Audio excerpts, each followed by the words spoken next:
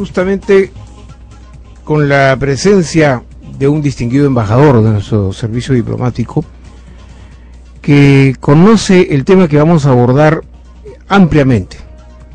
Él ha sido canciller de la República, ministro de Relaciones Exteriores, ha desempeñado importantísimos cargos en materia de la política exterior de nuestro país, y obviamente en momentos en que nuestro país enfrenta esta demanda ante la Corte Internacional de Justicia de La Haya para reclamar nuestra soberanía sobre aproximadamente 54.000 kilómetros cuadrados de ese mar que lo consideramos propio y peruano, la voz y los argumentos jurídicos y de derecho internacional que tiene el embajador José Rodríguez Cuadros nos permitirá a todos los peruanos tener una visión mucho más amplia y un panorama más completo cuando ya se acercan los plazos, justamente se acortan los plazos para que se haga ya la definición de este asunto en la Corte de La Haya.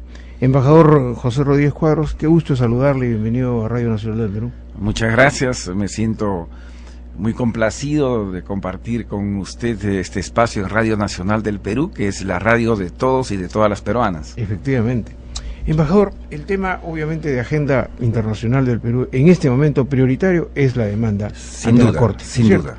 Sin embargo, han empezado también de parte de Chile, han surgido algunas voces como la del diputado Tarut, ¿no?, que trata de alguna manera de crear algunas condiciones adversas a esta suerte de espera que hay que hacer, ¿no?, para una resolución jurídica en la Corte. Entonces ha introducido algunos elementos, ¿no?, discordantes con incluso su propio gobierno, que ha merecido incluso la aclaración de algunos otros diputados chilenos.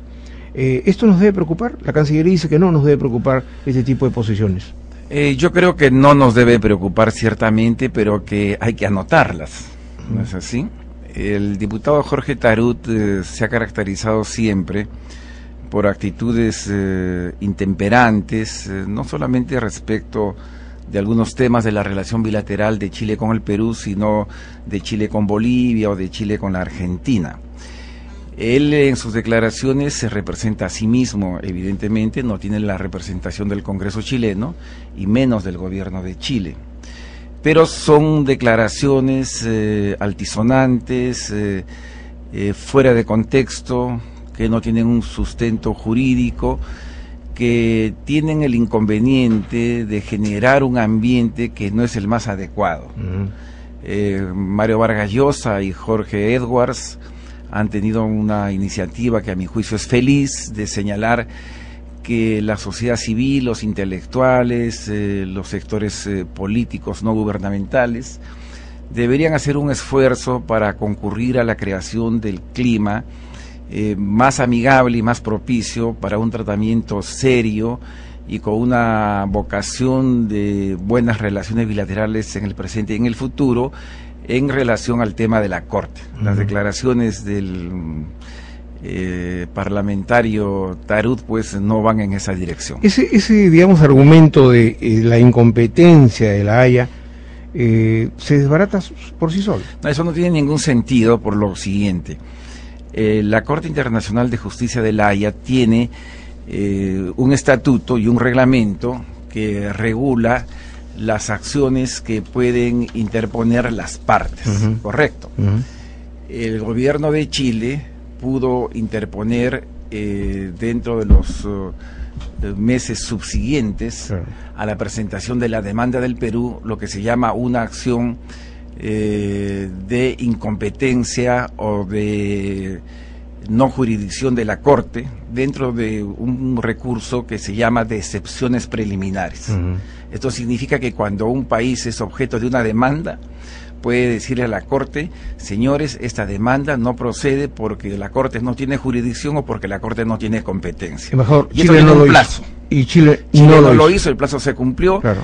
Chile aceptó la competencia, aceptó la jurisdicción, se apersonó. Estamos en el proceso. En términos jurídicos se apersonó el proceso. No solamente se apersonó, sino que aceptó la competencia y aceptó la jurisdicción. Y ha presentado todos los argumentos, exactamente, para rebatir la posición peruana. Esto no tiene ningún sentido desde el punto de vista del procedimiento. Lo damos por superada, digamos, este abrupto... Como si no existiese. Como si, perfectamente. Bien, Sin embargo, hay que decirle y transmitirle a los ciudadanos peruanos que nos están escuchando en todo el país, embajador Rodríguez Cuadros, qué tan firmes estamos en nuestros argumentos, ¿no?, ante la Corte. Ya se han adelantado muchos informes, creo que viene el informe oral, me parece, sí, ¿no es cierto?, que es digamos, el que genera más expectativa. El informe oral, para conocimiento de los amigos que nos escuchan, es: primero lo presenta Chile, primero lo presenta Perú, cada uno entra en un debate, ¿o cómo es el informe oral? Sí. El procedimiento de la Corte tiene dos fases. Una fase escrita, que ya ha culminado, donde el gobierno del Perú presentó la demanda, luego presentó su memoria, que es la fundamentación de la demanda.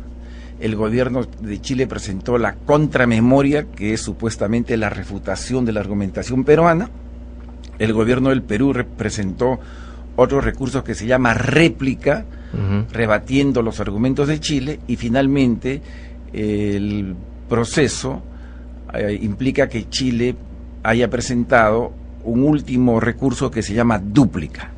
Con estos recursos, memoria, contramemoria, réplica y dúplica, terminó la fase escrita. Ahora, en el mes de diciembre se abre la fase oral, donde los abogados de los dos países van a fundamentar sus posiciones jurídicas ante el Pleno de la Corte, y lo va a hacer primero el Perú y después Chile. Ese es el procedimiento. Esto va a ser durante el mes de diciembre. Es porque Perú demandó. Es el país demandante. Correcto. Exactamente. Correcto, ya. Ahora, es obvio que los magistrados, en este caso de la Corte, deben ya estar absolutamente informados de todo este proceso, ¿no es cierto? Esto ya no es prácticamente estos informes orales, ¿qué son? ¿Son complemento? ¿Es parte de la estrategia? Estos informes orales son el segundo componente del procedimiento, ¿correcto? Los jueces, evidentemente, desde que se inició el proceso, han venido estudiando no solo los alegatos peruanos y los escritos y alegatos chilenos, sino el fondo de la materia. Consecuentemente, es previsible que cada uno de los jueces ya tenga un criterio más o menos bien formado desde el punto de vista jurídico sobre las razones de uno y otro país en los 3 puntos de diferencia que existe en este juicio. La fase oral es muy importante, a mi juicio puede ser decisiva por 2 razones. En primer lugar, porque los dos países se pueden pronunciar sobre el conjunto de la fase escrita, aclarando ambigüedades, rebatiendo argumentaciones que hayan quedado sueltas en la fase escrita, y sobre todo haciendo una valoración de las pruebas y pidiéndole a la Corte específicamente qué es lo que cada país desea que la Corte decida. Consecuentemente, la fase oral, al ser controversial, directa, va a permitir compulsar los argumentos de una y otra parte frente a los jueces. Los jueces pueden hacer intervenciones, pueden hacer preguntas, pueden pedir informes adicionales, y de la compulsa controversial, es decir, contradictoria de los argumentos de una y otra parte, la Corte terminará por fijar los criterios que deberán informar con posterioridad su sentencia. Yo quiero señalar algo que es muy importante. Un poco en la opinión pública está la idea de que la controversia que la Corte va a dirimir se refiere a un solo punto, que se llama delimitación marítima. Eso no es cierto. Es una controversia que tiene 3 puntos de diferencia. ¿Cuáles son? Son 3 en 1. El primer punto de diferencia, el primer diferendo, es lo que podemos llamar el estrictamente limítrofe. Es decir, la proyección marítima del Perú hasta las 200 millas y la proyección marítima de Chile hasta las 200 millas se superponen. Es como si nosotros ponemos 2 libros, la mitad de uno sobre el otro. Hay una superposición. Porque hay esa superposición, hay que delimitar, ¿correcto? Este es el diferendo que le llamamos diferendo limítrofe. Aquí la superposición es de 72.000 kilómetros cuadrados y en realidad lo que está en juego, porque de todas maneras al haber superposición se tiene que dividir, está en juego unos 32.000 kilómetros cuadrados de mar. Sobre este punto, Chile dice que ya se estableció un límite por el paralelo en 1952 y su pretensión es extrema, pues plantea que los 72.000 kilómetros cuadrados deben ser parte de la soberanía marítima de Chile, mutilando el 100% de la proyección peruana en la zona de superposición. Correcto. Este es el problema limítrofe. Correcto. El segundo problema es el punto de inicio de la frontera marítima. Toda frontera marítima parte de un punto.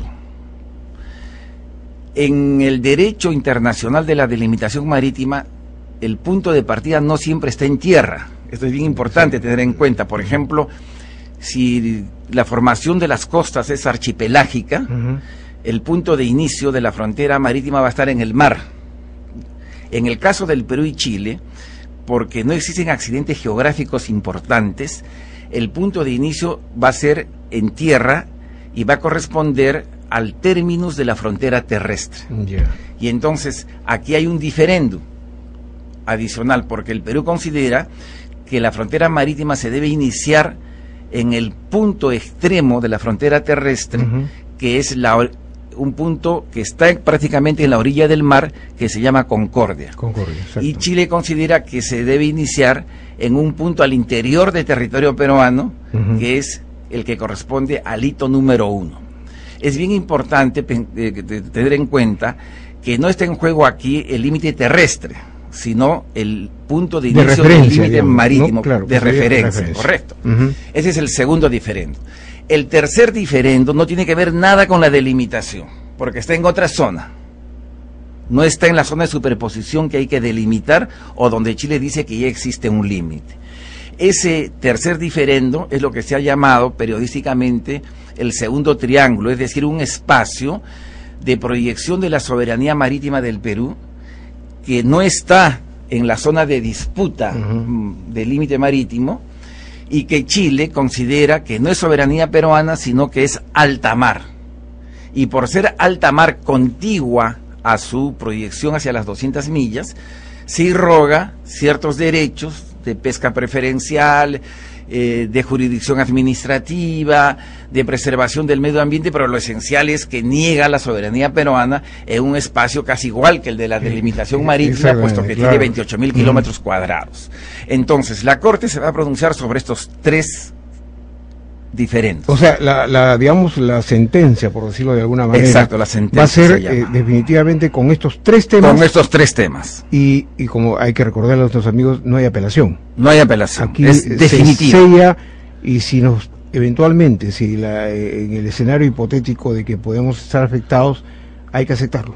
Hay que aceptarlo, lógico. Cuando el Perú presentó la demanda, y a mí como canciller me correspondió tomar la decisión, yo inclusive llevé el tema al Congreso de la República, yo expuse en una reunión del Pleno del Congreso los fundamentos por los cuales el gobierno del presidente Toledo había decidido llevar este tema a La Haya, y el Congreso acogió con beneplácito esta decisión. Posteriormente procedí a contratar a 14 juristas internacionales para que hagan unos dictámenes. Cumplimos con todos los requisitos formales para la presentación de la demanda, entre ellos reconocer la competencia obligatoria de la Corte, retirar unas reservas que teníamos al Pacto de Bogotá, establecer nuestra ley de líneas de base de la proyección marítima hasta las 200 millas, etcétera. Y en ese contexto, lo importante es que la decisión del Perú de llevar al caso a la Corte fue una definición de política exterior y de defensa de la soberanía nacional basada en el derecho internacional y en las relaciones de cooperación y amistad que el Perú debe tener con todos los países vecinos. Porque cuando uno tiene un diferendo, la expresión de amistad es resolverlo por la vía pacífica y conforme al derecho internacional.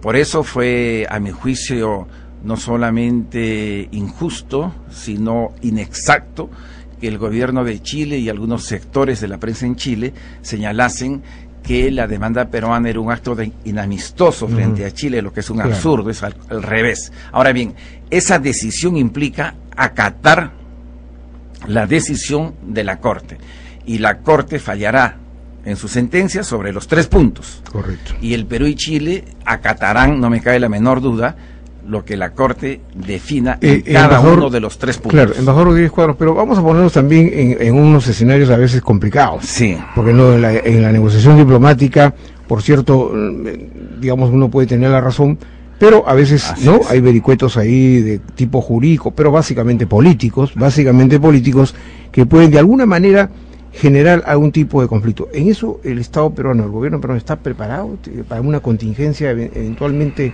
de cualquier naturaleza, por no precisar, sí. ¿no? Sí. 2 cosas.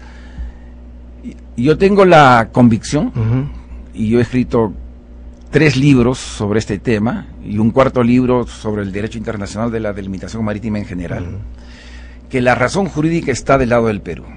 Ahora bien, aún en el ámbito jurídico, no basta con tener la razón jurídica, claro, porque hay que ganar el juicio.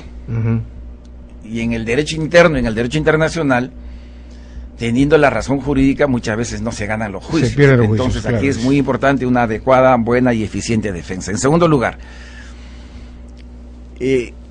usted alude a ciertos escenarios, sí, que se pueden dar, de confrontación que es más, se pueden dar, ¿no? por las voces son que ciertas, escuchamos de son sectores ciertas políticos, hipótesis, no ultraconservadores, inclusive militares chilenos. Yo pienso que el fallo va a ser acatado por los 2 países. No solamente porque la Corte Internacional de Justicia es parte del sistema de las Naciones Unidas, la Corte es el órgano judicial de las Naciones Unidas, y sus sentencias están amparadas por el Consejo de Seguridad. Ciertamente no hay ningún caso donde el Consejo de Seguridad pues haya decidido una intervención armada legítima para obligar a un país que se rebela frente a una sentencia a cumplirla. Pero también es cierto que prácticamente no existen sentencias que no se hayan cumplido. Entonces, desde una perspectiva de lo probable y de lo posible, lo que hay que pensar es que los 2 países van a acatar y que esto no va a producir ninguna conflictividad mayor en la relación bilateral. Ahora bien, al margen de eso, todo Estado nacional tiene una estrategia de defensa. Chile tiene una estrategia de defensa que ha sido hecho pública. Claro, que ha sido entregado por el presidente, ¿no?, al Senado, ¿no? Y tiene quizás una de las Fuerzas Armadas más poderosas de la región. En los últimos 10 o 12 años han invertido más de $8.000 millones en armamento. El Perú tiene una de las Fuerzas Armadas más débiles de la región. Lo que yo pienso es que, independientemente de este punto específico de La Haya, el Perú tiene que tener una estrategia de defensa nacional, para eso tiene las Fuerzas Armadas, de carácter disuasivo y con una perspectiva defensiva, ¿cierto? ¿Qué cosa es la disuasión en la teoría de la defensa nacional? La disuasión es contar con una fuerza capaz de infligir un daño determinado, en la hipótesis de conflicto, a la otra parte, que la obligue ¿no?, a retroceder, digamos, por alguna manera. A retroceder o a no asumir iniciativas de carácter confrontacional. Chile también basa su estrategia de defensa en una visión de esta naturaleza. Para que el Perú tenga una estrategia de defensa disuasiva creíble, evidentemente tiene que potenciar sus Fuerzas Armadas. Ahora, yo quería, a propósito de lo que usted... creo que el Perú debe potenciar, independientemente del caso de La Haya, de manera permanente como Estado-nación en un mundo donde los enfrentamientos como hipótesis no han desaparecido, el Perú debe potenciar sus Fuerzas Armadas y eso es parte también de la política exterior. Por eso yo quería confirmar con sus palabras, sus explicaciones, que efectivamente en una negociación de esta naturaleza, de esta envergadura, ¿no es cierto?, se requiere en una mano los argumentos jurídicos de derecho internacional, la diplomacia, y en el otro, como dicen algunos, la fuerza disuasiva. ¿Es así? ¿En una negociación?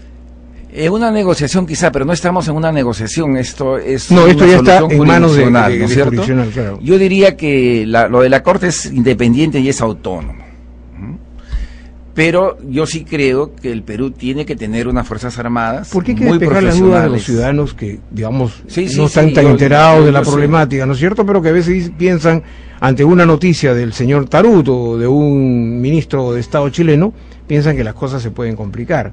Entonces hay que, por lo menos, transmitirles la seguridad de que esto no es. Yo creo que tan por el caso de La Haya no va a haber ninguna complicación de esa naturaleza. Pero sí pienso que de la misma manera que lo hace el Ecuador, de la misma manera que lo hace el Brasil, de la misma manera que lo hacen todos los países en el mundo, las Fuerzas Armadas peruanas y el Perú como Estado Nacional tiene que tener una política de defensa que ante la hipótesis no deseada de una situación de confrontación se pueda tener la capacidad disuasiva para la efectiva defensa del territorio, la integridad de la nación y de la vida de los ciudadanos y las ciudadanas del Perú. Y eso pasa por unas Fuerzas Armadas muy profesionalizadas, con una estrategia de defensa nacional, defensiva, disuasiva, con el armamento, la especialización y la capacitación del personal adecuada para que esa hipótesis de disuasión sea creíble. Las Fuerzas Armadas en el mundo actual existen bajo hipótesis de confrontación o de conflicto. Eso significa casi como un seguro. Cuando una persona compra un seguro para su auto o para su vivienda, o un seguro de vida, no lo hace porque está convencido que mañana va a chocar o pasado mañana va a tener un grave accidente que va a tener que reponer el 100% del automóvil, ¿no es cierto? Claro. Uno compra un seguro ante una hipótesis inclusive no deseada y que de repente nunca se concreta, pero el seguro permite vivir con tranquilidad porque si esa hipótesis se concreta, se posee la respuesta. Lo mismo pasa con la defensa nacional. Correcto. Queridos amigos, han escuchado ustedes al embajador José Rodríguez Cuadros. Yo he tratado de intervenir menos, yo quería formular varias preguntas para generar tal vez alguna suerte de profundidad en el tema, pero él ha sido lo suficientemente profundo, didáctico, ha sido realmente valioso tener al embajador Rodríguez Cuadros aquí en nuestros estudios en Radio Nacional, porque así usted en todos los rincones del país se ha enterado de cómo van las cosas en la Corte Internacional de Justicia de La Haya respecto a la demanda presentada por nuestro país. De tal suerte que estamos por buen camino, tenemos la confianza de que esto va a resolverse en favor de los intereses nacionales, de los intereses del Perú, y por ende para generar la tranquilidad y la paz en la región que tanto se requiere para emprender acciones de desarrollo, ¿no es cierto?, que tanto requieren las poblaciones muchas veces marginadas. Embajador Rodríguez Cuadros, como siempre, realmente le agradezco la forma ilustrada en que usted nos ha entregado las últimas informaciones y comentarios respecto a este agudo problema que por fin ya está en vías de solución. Muchas gracias. Yo quiero reiterar que el juicio en La Haya es un juicio de puro derecho, que los argumentos del Perú son sólidos. Esperemos la fase oral, esperemos que la defensa sea lo mejor que el Perú pueda ejercer en honor a nuestra historia y a la consistencia nacional del pueblo peruano, y tengamos, creo yo, fe en el futuro. Las relaciones del Perú con Chile, después de La Haya y antes de La Haya, deben orientarse por relaciones de respeto mutuo, amistad y beneficio recíproco.